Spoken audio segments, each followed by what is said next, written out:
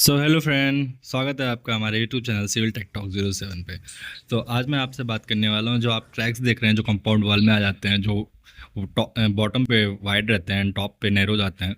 तो इसके रीज़न क्या है, रेमेडीज़ क्या हैं, रिपेयर एंड प्रिकॉशन क्या है, इसके बारे में बात करने वाले हैं। तो जैसा कि आप देख रहे हैं स्क्रीन पे, रीज़न इसके होते हैं अनइवन लोड डिस्ट्रीब्यूशन, जो कि लोड का डिस्ट्रीब्यूशन सेम नहीं होता है टॉप पे एंड बॉटम में। सेकंड वन है differential settlement of foundation, foundation का सेटलमेंट जो डिफरेंशियल तरीके से होता है। Third, proper compaction not done at ground level.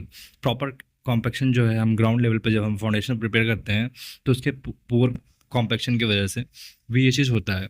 Fourth poor construction technique, जब कंस्ट्रक्शन टेक्निक को हम ध्यान में ना देते हुए बहुत ही लापरवाही के साथ कंस्ट्रक्शन करते हैं तो ये होता है।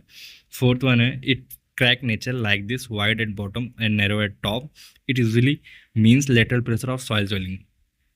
मतलब जब इस तरह से, जैसा मैंने आपको अभी दिखाया है, अगर इस तरह से हमें क्रैक्स फॉर्म होते हैं कंपाउंड वॉल में, तो इसका मतलब होता है कि लेटरल प्रेशर कहीं ना कहीं सेम नहीं है, या फिर सॉइल सेलिंग की वहाँ पे इंसिडेंट हुआ जैसा है। कि आप एक छोटे से इसके क्लिप में रिपेयर देख रहे एंड हैं कि यहाँ प्रिकॉशन पे क्या है। हमारे कंपाउंड वॉल के पास ट्रीज कुछ फॉर्म है, मतलब वहाँ पे ट्रीज की रूट वगैरह नियर बाई में होंगी, इस वजह से भी ये चीज़ें हुई हैं। तो सबसे पहले क्या करना है, उनके रूट्स जो होंगे ध्यान देंगे जब फाउंडेशन प्रिपेयर करेंगे कि वहाँ पे कोई भी रूट्स ना हो, उनको कट कर दिया जाए जो भी डिस्टर्ब कर रही है हमारे फाउंडेशन को। And next one, provide plinth beam of bottom as well as coping at top so as to frame a grid and strong frame. अगर हम कोई भी कंपाउंड वाल ऐसे फ्रेम कर रहे हैं तो हम उसके नीचे ब्लिंथ बीम हमें देना बहुत ही ज़रूरी हो जाता है।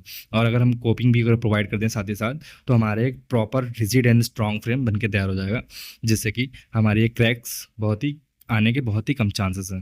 थर्ड वन है प्रोवाइड डीपीसी लेवल, जहाँ भी आप ये प्रिपेयर कर रहे हैं, जो भी कंपाउंड वाला हम प्रिपेयर कर रहे हैं, वहाँ पे डीपीसी देना बहुत ही नीडफुल हो जाता है। और waterproofing coat at bottom, जिससे कि हमारा ड्रेनेज का प्रॉपर बना रहे, to prevent water absorption which fails the soil beneath the foundation.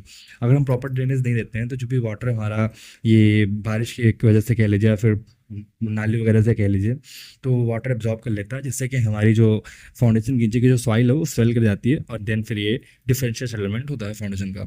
And इसकी रेमडीज एक और भी तरीके से की जा सकती है कि हम एपॉक्सी ग्राउट यूज़ करके उसके स्ट्रेंथ को हाई कर सकते हैं, या फिर पॉलीमर बेस्ड सीमेंट जो भी हमारे पास मोटार अवेलेबल होता है मार्केट में, उससे हम इसको स्ट्रेंथन अप कर सकते हैं। और अगर हम इस पर प्लास्टर, वाटर प्रूफ मोटार के साथ प्लास्टर कर दें तो ये और भी strong and strengthen and rigid structure बना रहेगा प्रॉपर। थैंक